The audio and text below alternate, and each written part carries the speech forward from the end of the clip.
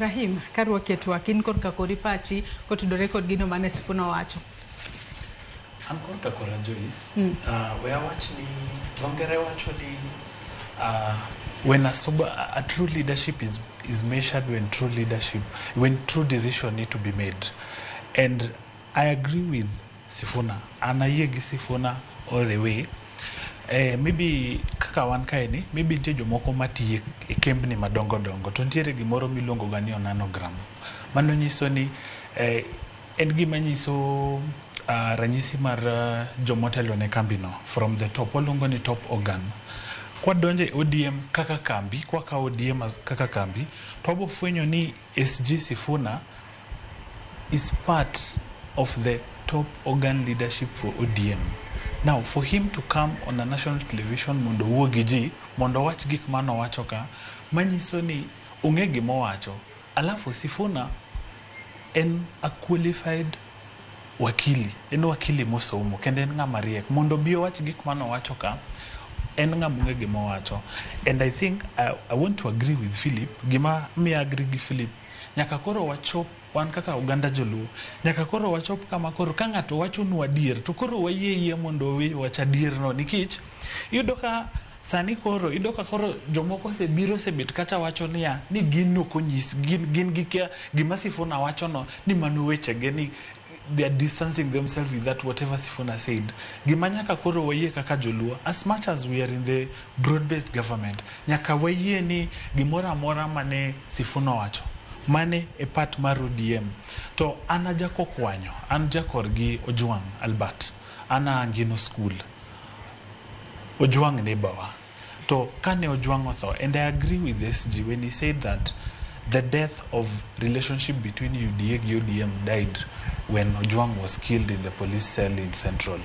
I agree with him 100% because when these people are coming to this arrangement, negiye ni nyaka koro gidwa tiyo ne jopiny, no ken mar individuals. Lakini ka koro chopo kama koro, ratiro mar jopiny koro idwa hiny, kanye mapani marriage no kethore, kende momiyo koro wan kae sani. To Joluo wa los mana gi jomani e party wa mar ODM, especially people like Mbadi and TJ Kajwang and everyone. Nyaka koro wayie ni kataka wane broad-based government, nyaka wadhi kachagi wisdom. Okwanya bede broad-based government while young people are being killed. We can't be in a broad-based government, kakoro, neno kaka wabet kanite, jogi ki penja achiel, to wabo fwenyo ni we are all beneficiaries of free education. Koro kanga tubire TV to wacho niya, ni we can no longer fund that. To what about Juma Biro? What are you thinking? Don't wacho ni nong'iyo kalure kod budget manuket ni migao mar somo. Wacho ni omenda manelo 20 kod ariyo manok nyalre ma imiyo japuonjre ka japuonjre mano higa ka higa. Wacho ni manyalore manelo 10 kod 6 900. Joyce wa duoki kae. Mana nyalo duoko sani. Wanyisie. Dwe mara beach tarik 10 ne an nyakach kadianga Nyamarimba primary. No iko kwarwa.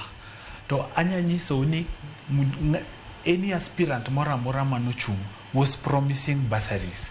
Wan wapenjo niya, pesa mimi ujie gwengi ma kila mujumbe, women rep and everyone is giving out. Pesa ni ukiketi akita gulu achiel mondo nyithindo mondo puonji, instead of everyone coming with the beat to who other people. Wan wakwayo niya, pesa ni nitiere ang'e gimoyudo government ni gini may soul rest in peace ngire the late Magoha. Kane gibiro gi CBC no ging'eyo ni gini dhi bedo matek mbele kae, but nyaka koro wanyisira adieri ma Nyasaye, CBC is very expensive to run. Ayo kapok wadonjo matut